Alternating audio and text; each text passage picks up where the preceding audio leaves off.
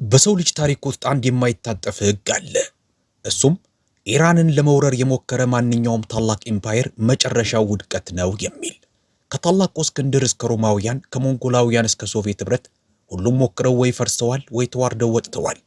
ዛሬ ደግሞ የጌም ቲዎሪና የታሪክ መዋቅርን በመጠቀም አሜሪካ ለምን ቀጣዩ ተረኛ እንደሆነችና አሁን በመካከለኛው ምስራቅ የምናየው ቀውስ የኢምፓየሩ ማክተሚያ መጀመሪያ እንደሆነ በዝርዝር እናያለን። ይህ የታሪክ ሂደት በዘፈቀደ የመጣ ሳይሆን ጥልቅ የሆኑ ስልታዊ ምክንያቶች አሉት። ወደ እነዚያ ምክንያቶች ከመግባታችን በፊት ወደ ፕሮፌሰር ጂያንግ ሌላኛው የቪዲዮ ክፍል እንኳን በደህና መጣችሁ። ዛሬ ዓለም አቀፍ ፖለቲካን የሚቀይሩ ስውር የታሪክ ምስጢሮችን እየፈተሽን እንቆያለን። ወደ እነዚያ ምክንያቶች ከመግባታችን በፊት ግን ለዚህ ቻናል አዲስ ከሆናችሁ ሰብስክራይብ በማድረግ ቪዲዮውን ላይክ እና ሼር በማድረግ ቤተሰብ እንድትሆኑ ጋብዛችኋለሁ። Okay, so today I want to discuss something that I think is one of the most important patterns in all of human history. እሺ ዛሬ በሰው ልጅ ታሪክ ውስጥ ካሉ እጅግ አስፈላጊ ፓተርኖች አንዱ ነው ብዬ የማስበውን ጉዳይ መወያየት ፈልጋለሁ። አንዴ ይህንን የታሪክ ሂደት ከተረዳችሁ አሁን በመካከለኛው ምስራቅ እየተከናወነ ያለው ነገር ሁሉ ሙሉ በሙሉ ትርጉም ይሰጣችኋል። ሂደቱ እንዲህ ነው። ኢራንን ወይም ፋርስን ለመውረር የሞከረ ማንኛውም ታላቅ ኢምፓየር ወይ ፈርሷል ወይ አፈግፍጓል ወይም ደግሞ ለዘለቄታው እንዲዳከም ተደርጓል። ያለምንም ልዩነት እያንዳንዱ። ዛሬ ደግሞ የጌም ቲዎሪና መዋቅራዊ ታሪክን በመጠቀም አሜሪካ ቀጣዩ ተረኛ መሆኗን ለመከራከር እፈልጋለሁ። እሺ እንጀምር። በጥንቃቄ ወደ ታሪክ እንመለስ። ምክንያቱም ታሪክ ራሱን በትክክል ባይደግምም ማርክ ትዌን እንዳለው ይመጣጠናል። በኢራን ጉዳይ ደግሞ ታሪኩ በጣም ጮክ ብሎ ነው የሚመጣጠነው። First, Alexander the Great.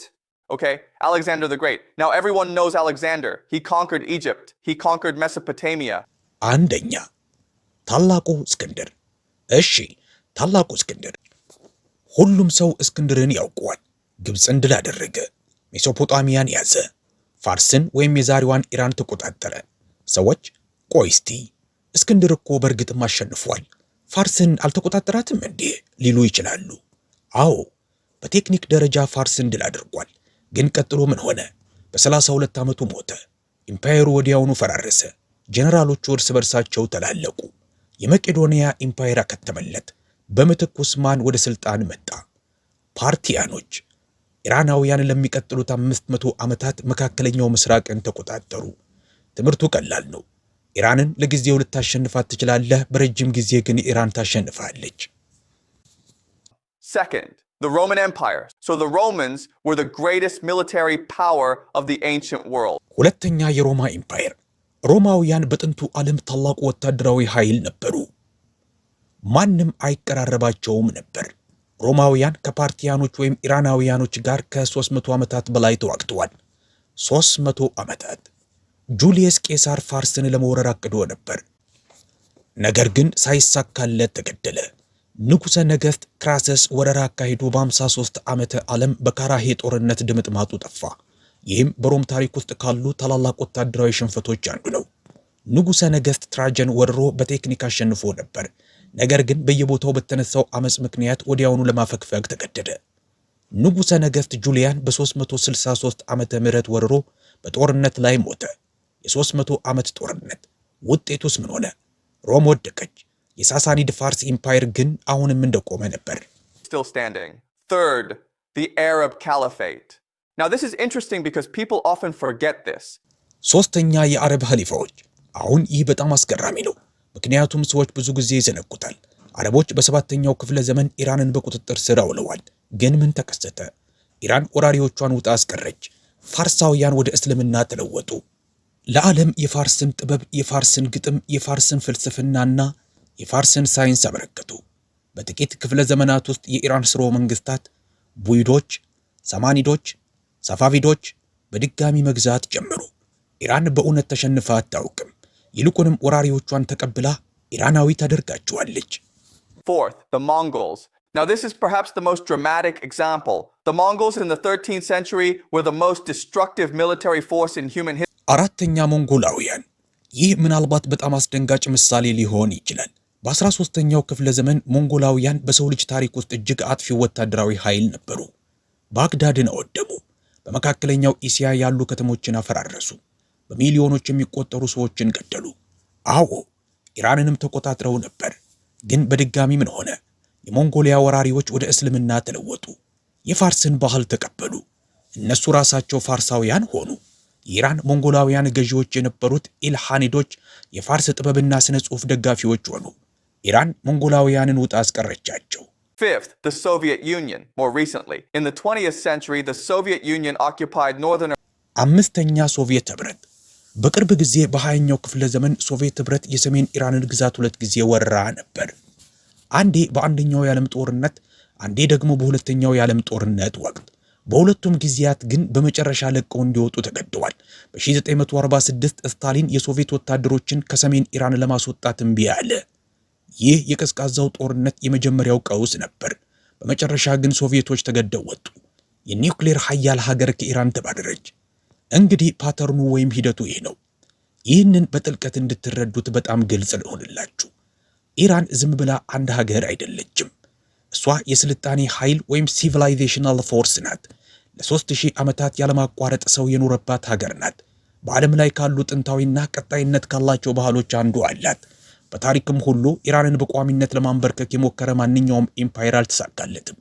ኢምፓየሮቹ ወደቁ፣ ኢራን ግን ተረፈች። አሁን ደግሞ ይበልጥ ጠለቅ ብለን እንይ። ይህ የታሪክ ሂደት ለምን እንደሚከሰት ለማስረዳት የጌም ቲዎሪንና መዋቅራዊ ትንታኔን መጠቀም እፈልጋለሁ። ምክንያቱም ይህ በአጋጣሚ የመጣ አይደለም፣ በጂኦግራፊ ብቻም የመጣ አይደለም። ኢራን ኢምፓየሮችን የምታሸንፍባቸው ግልጽ የሆኑ መዋቅራዊ ምክንያቶች አሉ። ምክንያት 1 ስልታዊ ጥልቀት። Reason 1, strategic depth. So Iran is a very large country. It is 4 times the size of Iraq. ኢራን በጣም ግዙፍ ሀገር ናት። ከኢራቅ በ4 እጥፍ ትበልጣለች። የ90 ሚሊዮን ህዝብ ባለቤት ናት። ተራራዎች አሏት። በምዕራብ የዛጋሮስ ተራሮች፣ በሰሜን የአልቦርዝ ተራሮች በረሃዎች አሏት። በየቦታው አስቸጋሪ መሬቶች አሏት። ናፖሊዮን በታዋቂ አባባሉ መቼም ወደ ሞስኮ አትዝመቱ ብሏል። መቼም ወደ ቴሄራን አትዝመት ሊልም ይችል ነበር።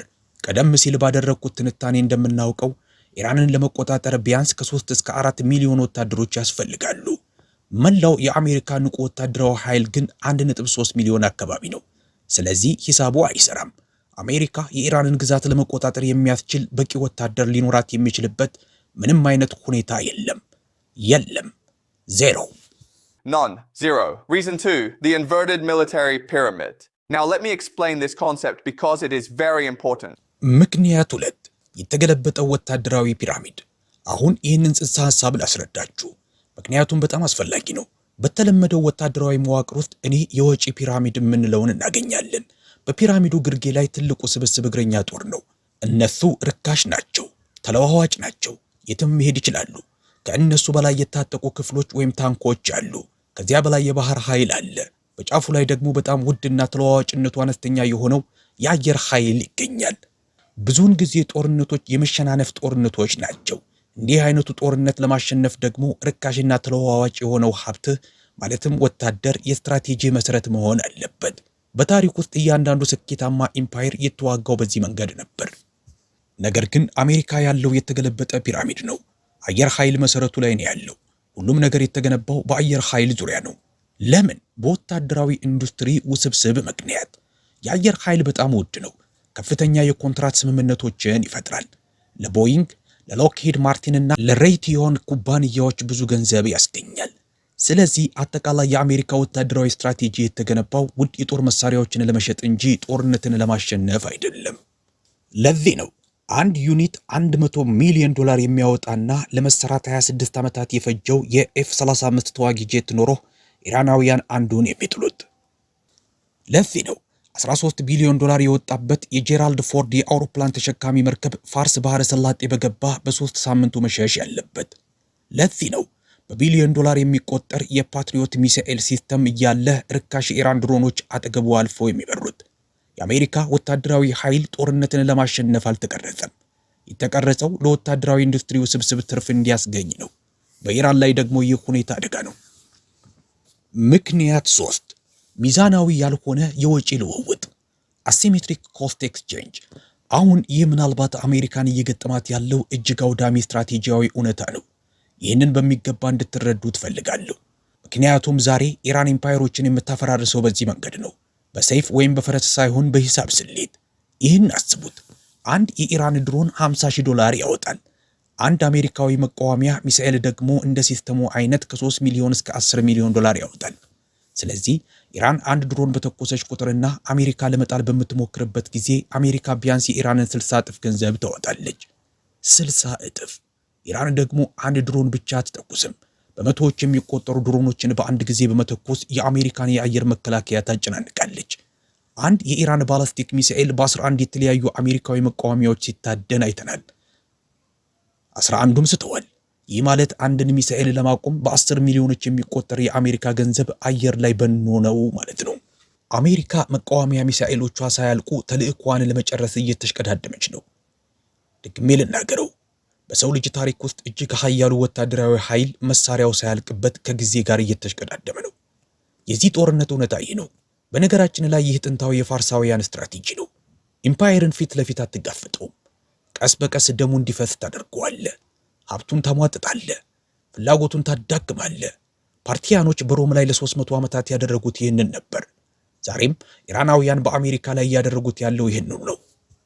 This is what the Iranians are doing to America today. Reason 4, the will to fight. And this brings us to perhaps the most important strategic factor of all, will. ምክንያት 4 የመዋጋት ፍላጎት the will to fight። ይህ ደግሞ ወደ ዋናው ስትራቴጂያዊ ጉዳይ ያመጣናል። ፍላጎት። ስለ ኢራን ስልጣኔ አንድ ነገር እንድትረዱ እፈልጋለሁ። ይህ ዝም ብሎ መንግስት የሚዋጋው ጦርነት አይደለም።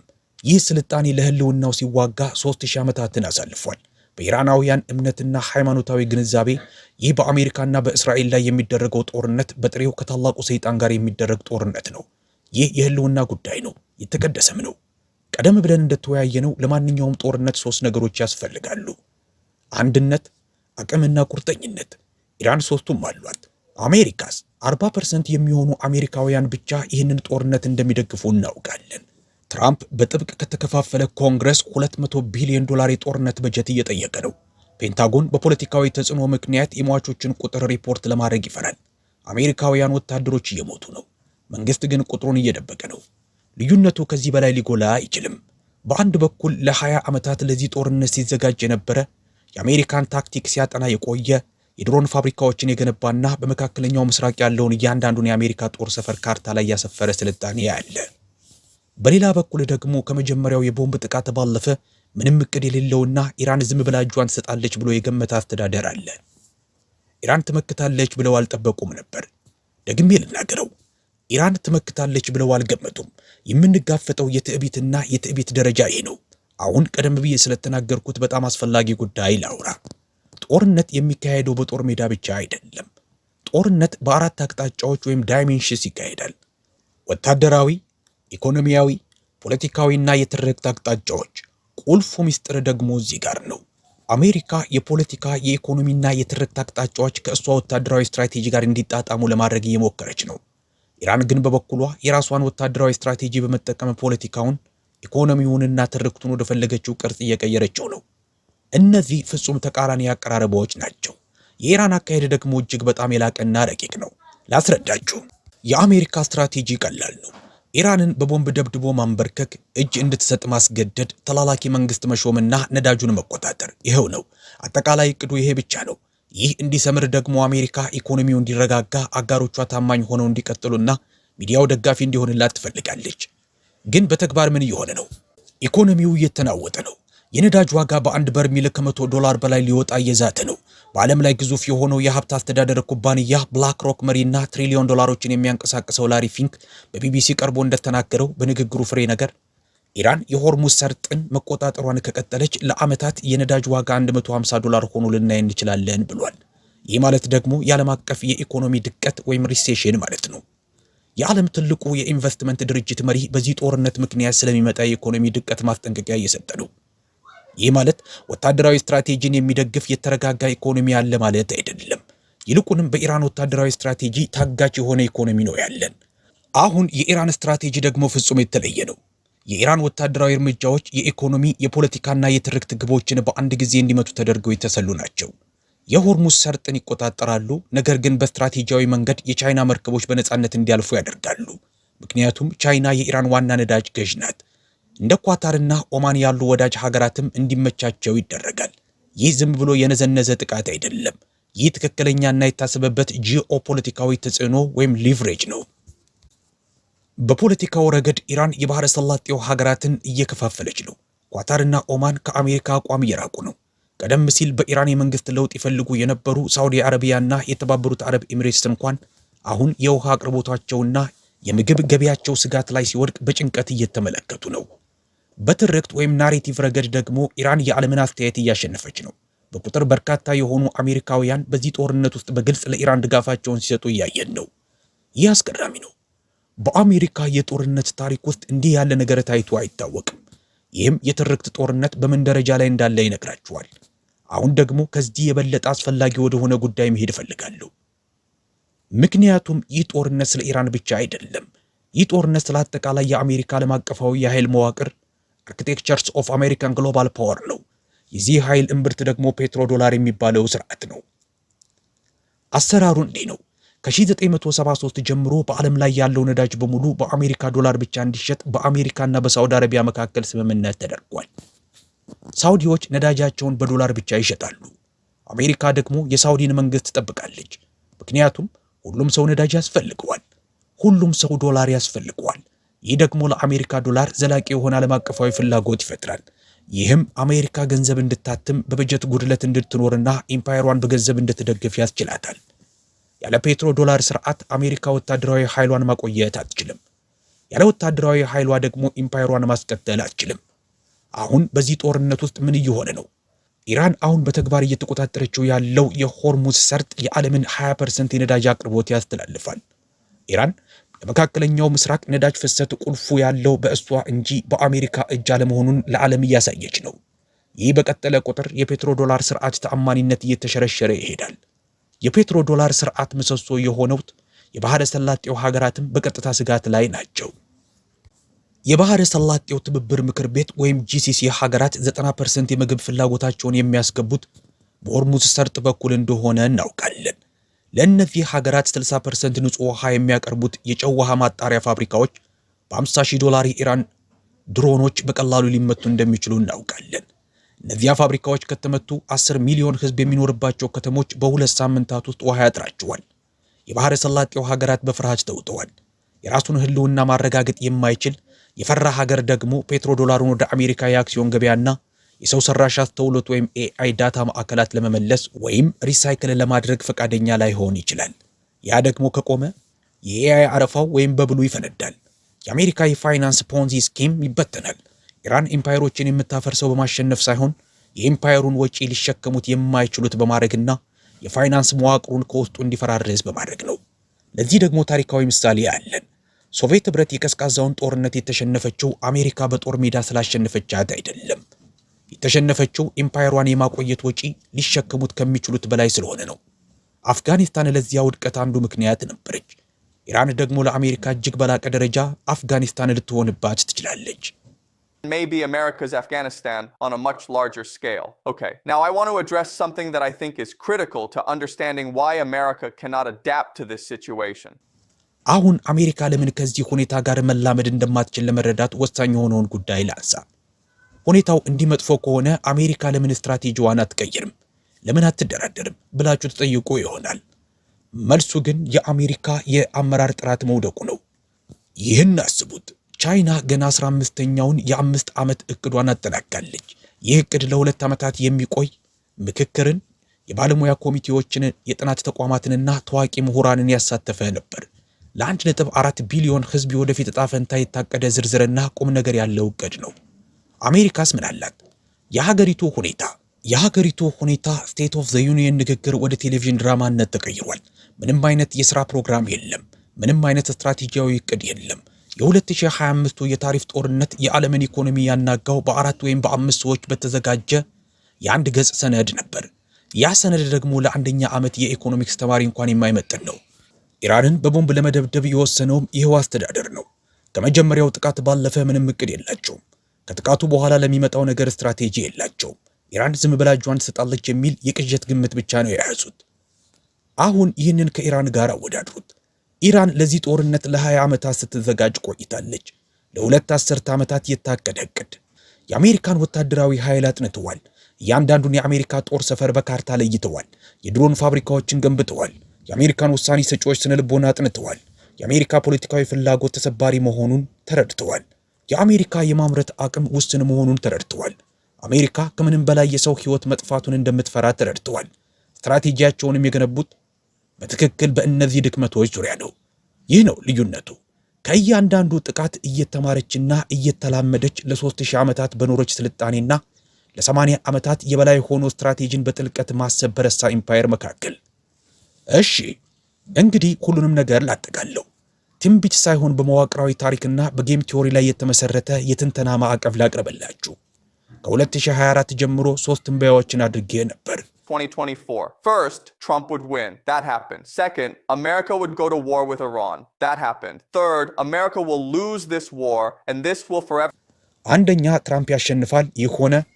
ሁለተኛ አሜሪካ ከኢራን ጋር ወደ ጦርነት ትገባለች፣ ይህም ሆነ። ሶስተኛ አሜሪካ ይህንን ጦርነት ትሸነፋለች፣ ይህም የዓለምን ስርዓት ለዘላለም ይለውጠዋል። አሁን እየሆነ ያለው ይህ ነው ብዬ አምናለሁ። ትሸነፋለች ስል ምን ማለት እንደሆነ ላብራራ። ኢራን አሜሪካን በተለመደው የጦር ሜዳ ውጊያ ታሸንፋለች ማለት አይደለም። ኢራን ያንን ማድረግ አትችልም። አሜሪካ አሁንም በዓለም ላይ እጅግ ኃያሉ ወታደራዊ ኃይል ናት። ማለቴ ግን ይህ ነው። አሜሪካ ይህንን ጦርነት የመቀጠሉ ወጪ በገንዘብ፣ በፖለቲካዊ ፍላጎት፣ በሰው ሕይወት፣ በዓለም አቀፍ ስምና በኢኮኖሚ መናጋት ሊሸከሙት ከሚችሉት በላይ ሆኖ ታገኘዋለች። አሜሪካም ከመካከለኛው ምስራቅ ለመውጣት ትገደዳለች። ያ ሲሆን አሜሪካ ኢምፓየር ከመካከለኛው ምስራቅ ሲወጣ 2 ቀጠናዊ ኃይሎች ይቀራሉ፣ እስራኤልና ኢራን። መካከለኛው ምስራቅ በእነዚህ 2 ኃይሎች ዙሪያ እንደገና ይደራጃል። አሁን ልተዋችሁ የምፈልገው ጥልቅ የታሪክ እውነት ይህ ነው። እያንዳንዱ ኢምፓየር ይወድቃል። የታሪክ ትምህርት ይህ ነው። ሮም ወደቀች። የሞንጎሊያ ኢምፓየር ወደቀ። የብሪታንያ ኢምፓየር ወደቀ። የሶቪየት ኢምፓየር ወደቀ። የወደቁት በአንድ ወሳኝ ጦርነት ስለተሸነፉ ሳይሆን አቅማቸውን ከልክ በላይ ስለዘረጉና የኢምፓየሩን ወጪ መሸከም ስላቃታቸው ነው። ውስጣዊ ቅራኔዎቻቸው፣ ሙስናቸው፣ የዓላማ መጥፋታቸውና ትዕቢታቸው ስላሸነፋቸው ነው። አሜሪካ አሁን እነዚህን ሁሉ ነገሮች እያሰለፈች ነው። ጦርነትን ለማሸነፍ ሳይሆን ትርፍ ለማምረት የተቀረጸ ወታደራዊ ኃይል፣ ከሚቀጥለው የዜና ዑደት ባለፈ ማቀድ የማይችል መንግስት፣ ከፔንታጎን በጀት $2 ትሪሊዮን ጠፍቶ ማንም ተጠያቂ የማይሆንበት የቆሸሸ ፖለቲካዊ ስርዓትና በባህረ ሰላጤ ሀገራት ፔትሮ ዶላር ላይ የተንጠለጠለ ተሰባሪ የፋይናንስ ስርዓት እና ኢራን ጥንታዊቷ ፋርስ ሁልጊዜም የምታደርገውን ነው እያደረገች ያለችው። እየጠበቀች ነው። የኢምፓየሩን ደም ቀስ በቀስ እያፈሰሰች ነው። በትዕግስት እየጠበቀች ነው። ምክንያቱም ኢራን ጊዜ አላት። ኢራን ሁልጊዜም ጊዜ ነበራት። ያጠቃት እያንዳንዱ ኢምፓየርን በልጣ ተርፋለች። ይሄኛውንም ትተርፈዋለች። ታላቁ እስክንድር ወደ ፋርስ መጣ። ኢምፓየሩም ከሱ ጋር አብሮ ሞተ። ሮም ከፋርስ ጋር ለ300 ዓመታት ተዋጋችና ወደቀች። ሞንጎላውያን ፋርስን ወረሩና እነሱ ራሳቸው ፋርሳውያን ሆኑ። ሶቪየቶች ኢራንን ያዙና ተገደው ወጡ። አሁንም አሜሪካ። የኢምፓየሮች መቃብር አፍጋኒስታን አይደለችም። የኢምፓየሮች መቃብር ዋነኛው ጥንታዊውና እጅግ ታጋሹ ኢራን ናት። እሺ እንግዲህ የዛሬው ትንታኔ ይሄ ነው። ይህ ትንቢት አይደለም። ይህ ከመዋቅራዊ ታሪክና ከጌም ቲዮሪ ጋር የተደባለቀ ትንታኔ ነው። አእምሯችሁን ክፍት እንድታደርጉ እፈልጋለሁ። የተናገርኩትን ሁሉ እንድትጠራጠሩ እፈልጋለሁ። ማስረጃውን እንድትመለከቱና ለራሳችሁ እንድታስቡ እፈልጋለሁ። የትንበያ ታሪክ ወይም ፕሪዲክቲቭ ሂስትሪ ማለት ይህ ነው። ይህንን ቪዲዮ እስከ መጨረሻው የተከታተላችሁ ጨርሰነዋል በማለት በኮሜንት ላይ ጻፉልን። ሌሎች ሐሳብ አስተያየቶችም ካሏችሁ እንዲሁ በኮሜንት ላይ ያሳውቁን። ስለምትከታተሉ እናመሰግናለን። በሌላ ድንቅ ቪዲዮ እስከምንገናኝ ሰላም።